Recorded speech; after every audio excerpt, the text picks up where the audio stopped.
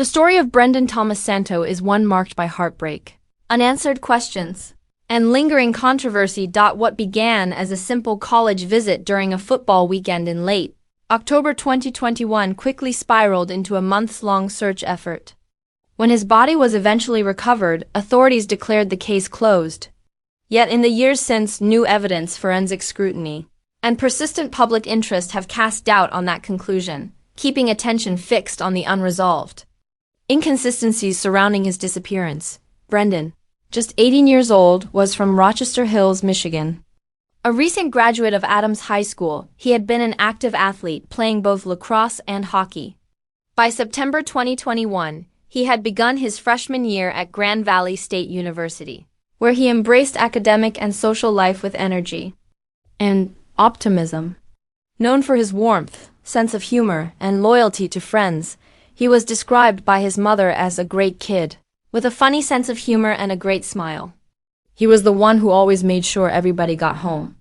At the end of October, Brendan traveled to Michigan State University in East Lansing to visit friends and attend the highly anticipated Michigan versus Michigan State rivalry football game.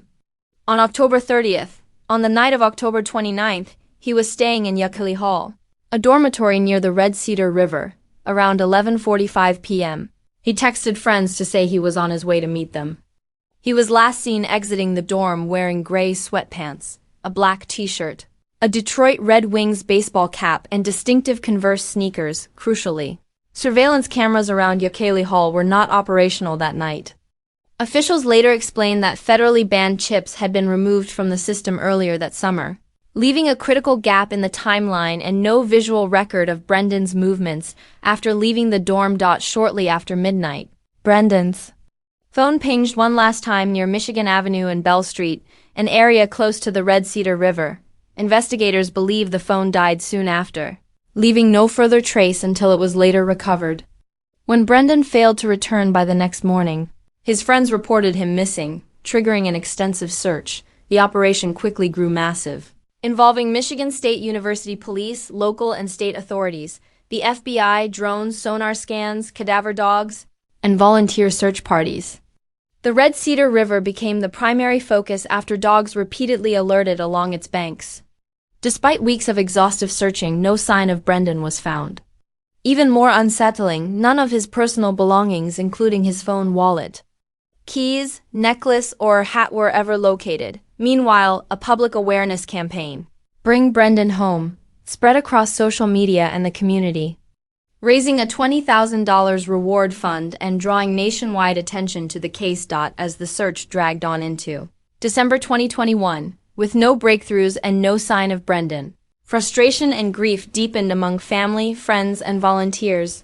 On January 6, 2022, the Santo family enlisted private investigator Ryan Robinson to conduct an independent search of the Red Cedar River over the next 2 weeks.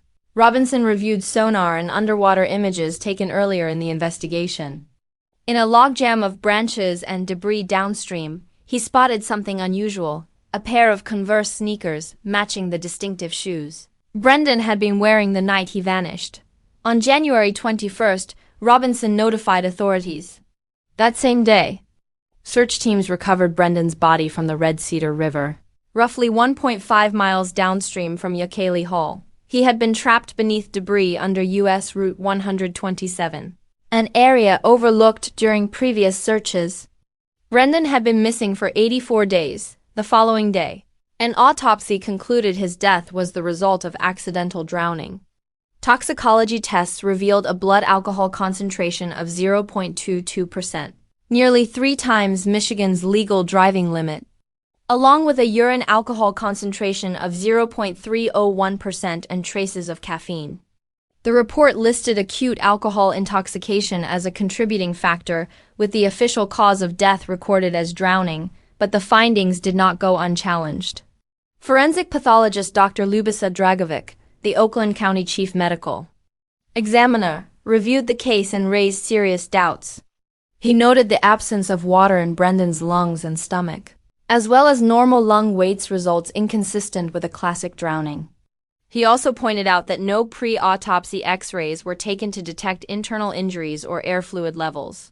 a standard practice in suspected drownings. In his professional opinion, the degree of decomposition could have obscured signs of trauma, and under such circumstances the manner of death should have been classified as undetermined, not accidental. Questions mounted when digital forensics expert Scott Bailey discovered evidence of a second ping from Brendan's phone at 2:39 a.m. Nearly 2.5 hours after the previously assumed final signal at 12:09 a.m. Bailey emphasized that a phone cannot turn itself on. Someone must have manually activated it. Yet investigators had not disclosed this critical detail to the Santo family. The exact location of the 2:39 a.m. ping has never been made public, but multiple witnesses told Robinson they saw Brendan on Michigan State's North Campus around 2 a.m., casting further doubt on the official timeline that suggested he had fallen into the river almost immediately after leaving Yackley Hall, adding to the controversy. Local reporting by Click on Detroit revealed that a Motorola cell phone was discovered near where Brendan was believed to have gone missing.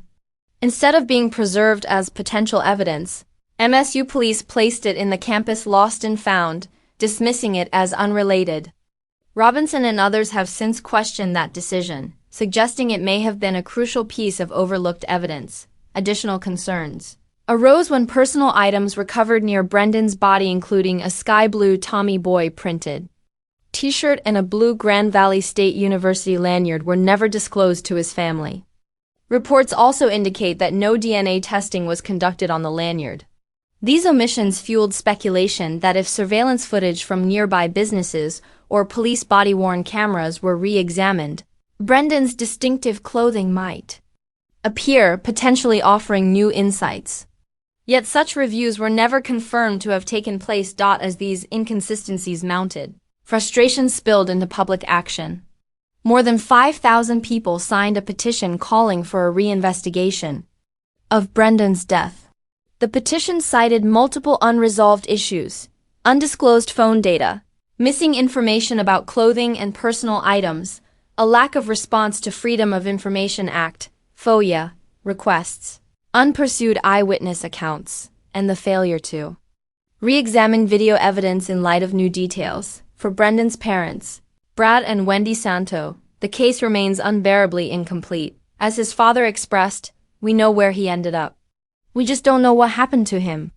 Michigan State University and the MSU Police Department have defended their original inquiry as a thorough, multi-agency investigation involving campus police, Michigan State Police, and the FBI. They stated the case was reviewed by the Ingham County Prosecutor's Office in June 2022, which concluded no criminal activity was involved.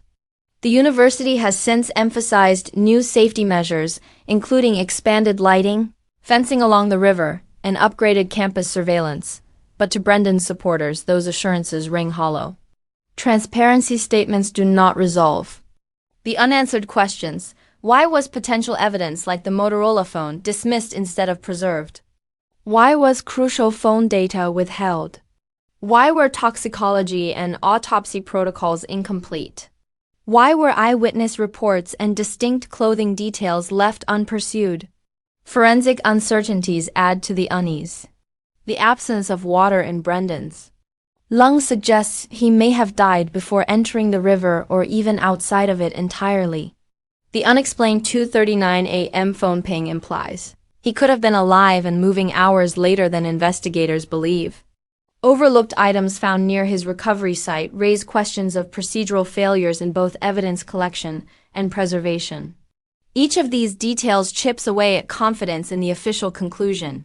Ultimately, Brendan's case highlights broader systemic issues: transparency in law enforcement, rigor in forensic investigation, the preservation of evidence, and accountability in institutions tasked with uncovering the truth.